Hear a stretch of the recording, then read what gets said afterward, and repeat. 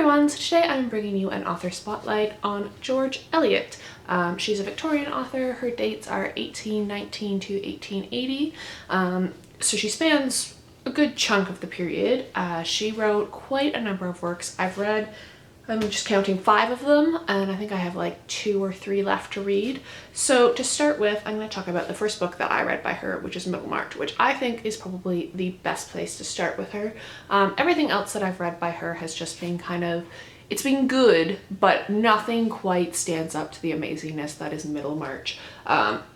Middlemarch is one of those kind of large, sweeping, third-person narratives, like omniscient narrator. And it's just absolutely fantastic. It deals with a huge cast of characters and kind of goes over a large section of their lives. In its scale, it's massive, but what it deals with is similar to Jane Austen, daily lives of just regular people, and it's absolutely fantastic. I definitely highly recommend this book, and it's definitely, I think, the most accessible out of all of her novels. I mean, it is, I think, the longest. I'm not entirely sure just because I haven't read all of them, but I'm pretty sure that this is the longest work of her. But don't be put off. I think I read this the first time in about 2 days. I just absolutely fell in love with it and just really, really wanted to keep reading it. So Middlemarch is absolutely fantastic.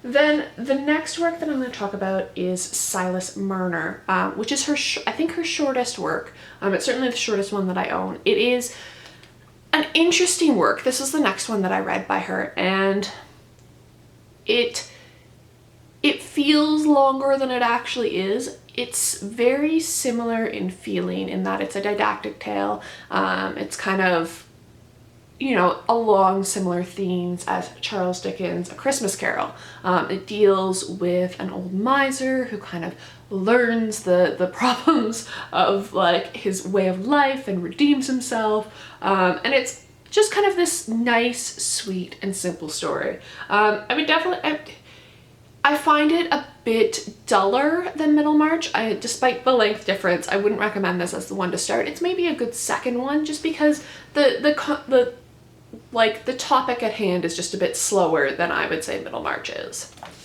Then next up, I read The Mill and the Floss.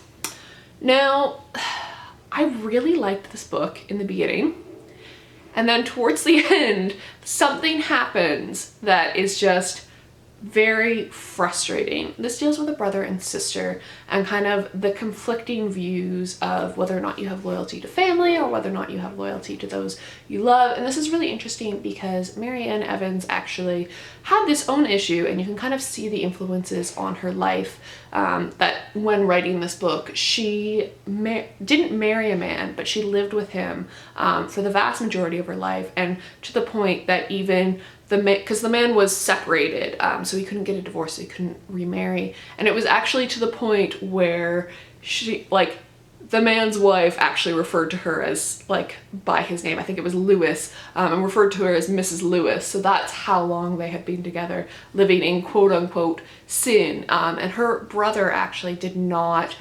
acknowledge her and refused to have anything to do with her while she was living with this man.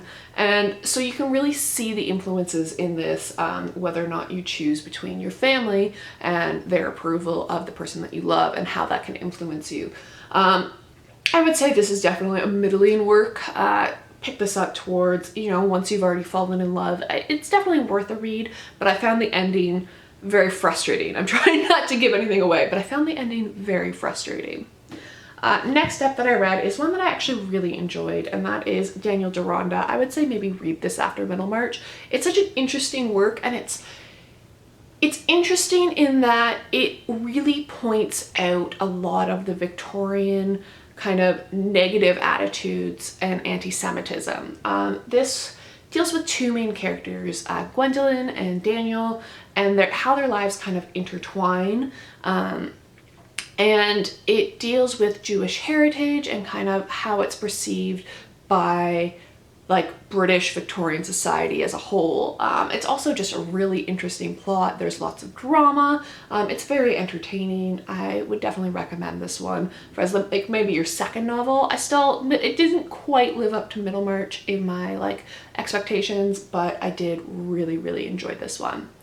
And then the final work I'm going to talk to you about, which is one I don't actually own a physical copy of because I listened to it on audiobook, and that is Ramallah, which I actually just did a review for, and it's a historical novel, and it's really interesting in that it's a Renaissance Italian historical novel, and it kind of deals with questions of faith and, you know, what makes a good person and what makes a good person in society and able to like move forward versus what makes an actually good person. And it's very interesting, especially because this is a period of history that I'm quite familiar with studying. It takes place around the time of Savonarola and the Bonfire of the Vanities, so it has that as an undercurrent, and it deals with a lot of the political things. It's surprisingly historically accurate as far as like the characters and like the events, but it was a very jarring experience for me to read, just because I, you know, this is something that I studied, and it's not something that I like to read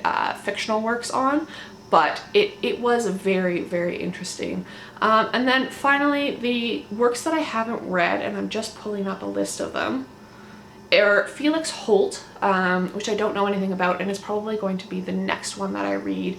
And then there's also